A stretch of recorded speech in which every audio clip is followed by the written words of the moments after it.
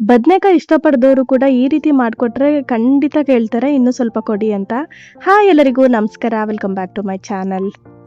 ಹೊರಗಡೆ ಕ್ರಿಸ್ಪಿಯಾಗಿ ಒಳಗಡೆ ಸಾಫ್ಟ್ ಆಗಿರುವಂಥ ಈ ಬದನೆಕಾಯಿ ಮಾಡೋದು ತುಂಬಾ ಸುಲಭ.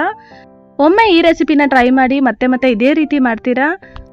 ಬಿಸಿ ಬಿಸಿ ಅನ್ನದ ಜೊತೆ ಇದನ್ನ ಹಾಕೊಂಡು ತಿಂತಾ ಇದ್ರೆ ಇನ್ನ ತಿನ್ಬೇಕು ಅಂತ ಅನ್ಸುತ್ತೆ, ಅಷ್ಟು ರುಚಿಯಾಗಿರುತ್ತೆ. ಇದು ಮಾಡೋದು ಕೂಡ ತುಂಬಾನೇ ಸುಲಭ. ಒಂದು 10 ನಿಮಿಷ ಟೈಮ್ ಇದ್ರೆ ಸಾಕು, ಪ್ರಿಪೇರ್ ಮಾಡ್ಕೊಬೋದು.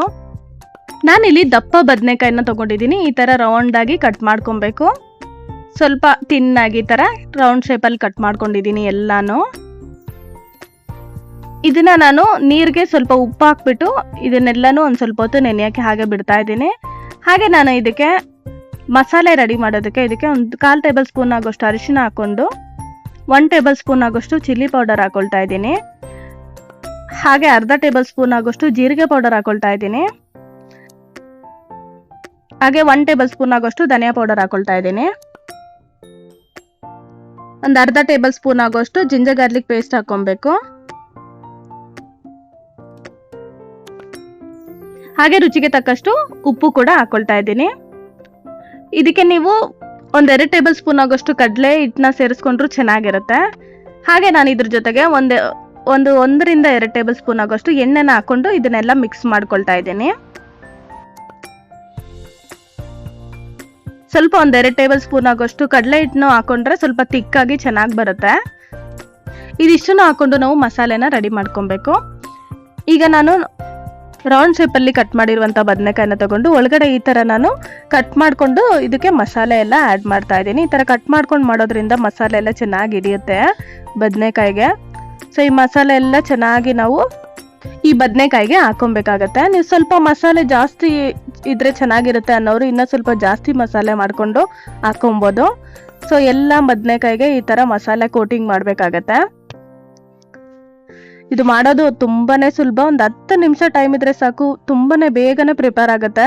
ಸಾಂಬಾರೆಲ್ಲ ತಿಂದು ಬೋರ್ ಆದಾಗ, ಇಲ್ಲ ಸಾಂಬಾರ್ ಮಾಡೋಕ್ಕೆ ಟೈಮ್ ಇಲ್ಲ ಅಂದಾಗ ಈ ಥರ ನಾವು ಫ್ರೈ ಮಾಡಿಕೊಂಡು ಬಿಸಿ ಬಿಸಿ ಅನ್ನ ಜೊತೆಗೆ ತಿಂತಾ ಇದ್ರೆ ತುಂಬಾನೇ ರುಚಿಯಾಗಿರುತ್ತೆ. ನಾನು ಮಸಾಲೆ ಎಲ್ಲ ನೋಡಿ ಈ ಥರ ಎಲ್ಲ ಬದನೆಕಾಯಿಗೂ ಈ ಥರ ಹಾಕೊಂಡು ರೆಡಿ ಮಾಡಿ ಇಟ್ಕೊಂಡಿದ್ದೀನಿ. ಇವಾಗ ಒಂದು ಪ್ಯಾನ್ಗೆ 4 ಟೇಬಲ್ ಸ್ಪೂನ್ ಆಗೋಷ್ಟು ಎಣ್ಣೆನ ಹಾಕ್ಬಿಟ್ಟು ನಾವು ಈ ಬದನೆಕಾಯಿ ಮಸಾಲೆ ಹಾಕಿರೋ ಬದನೆಕಾಯಿನ ಚೆನ್ನಾಗಿ ನಾವು ಫ್ರೈ ಮಾಡ್ಕೊಬೇಕಾಗತ್ತೆ. ಒಂದೊಂದೇ ಈ ಥರ ಹಾಕಿ ಎರಡೂ ಕಡೆ ಸ್ವಲ್ಪ ಕ್ರಿಸ್ಪಿ ಆಗೋವರೆಗೂ ಚೆನ್ನಾಗಿ ಇದನ್ನ ಫ್ರೈ ಮಾಡ್ಕೊಬೇಕು.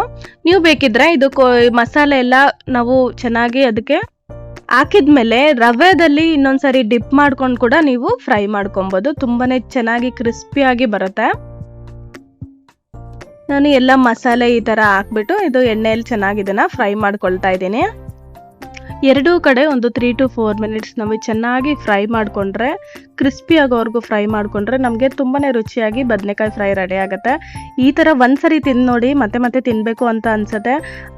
ನಾನು ತೋರಿಸಿರೋ ರೀತಿ ಇದು ಸ್ವಲ್ಪ ಡಾರ್ಕ್ ಆಗೋವರೆಗೂ ನಾವು ಇದನ್ನ ಫ್ರೈ ಮಾಡ್ಕೊಬೇಕಾಗತ್ತೆ. ಮೀಡಿಯಮ್ ಟು ಲೋ ಫ್ಲೇಮಲ್ಲೇ ಇದನ್ನ ಎರಡೂ ಕಡೆ ಚೆನ್ನಾಗಿ ಫ್ರೈ ಮಾಡ್ಕೊಬೇಕು. ಮಸಾಲೆ ಎಲ್ಲ ಚೆನ್ನಾಗಿ ಹಿಡಿಬೇಕು, ಅಲ್ಲಿವರೆಗೂ ಫ್ರೈ ಮಾಡ್ಕೊಬೇಕಾಗತ್ತೆ. ನೋಡಿ ನಾನು ಇಷ್ಟು ಮಾತ್ರ ಫ್ರೈ ಮಾಡ್ಕೊಂಡಿದ್ದೀನಿ. ಇಷ್ಟು ಮಾತ್ರ ಫ್ರೈ ಆದರೆ ಸಾಕು. ಈಗ ನಮಗೆ ಬದನೆಕಾಯಿ ಫ್ರೈ ರೆಡಿ ಆಗಿದೆ. ತುಂಬಾನೇ ಕ್ರಿಸ್ಪಿಯಾಗಿ ಒಳಗಡೆ ಸಾಫ್ಟ್ ಆಗಿ ತುಂಬಾನೇ ಚೆನ್ನಾಗಿರುತ್ತೆ. ಅನ್ನಕ್ಕೆ ಮಿಕ್ಸ್ ಮಾಡ್ಕೊಂಡು ತಿಂತಾ ಇದ್ರೆ ಆ ಮಸಾಲೆ ಫ್ಲೇವರ್ ಎಲ್ಲ ತುಂಬಾನೇ ಚೆನ್ನಾಗಿ ಅನ್ಸುತ್ತೆ. ಸೊ ಒಂದ್ಸರಿ ಟ್ರೈ ಮಾಡಿ ನೋಡಿ ಹೇಗಿತ್ತು ಅಂತ ನನಗೆ ಕಮೆಂಟಲ್ಲಿ ತಿಳಿಸೋದನ್ನ ಮರಿಬೇಡಿ.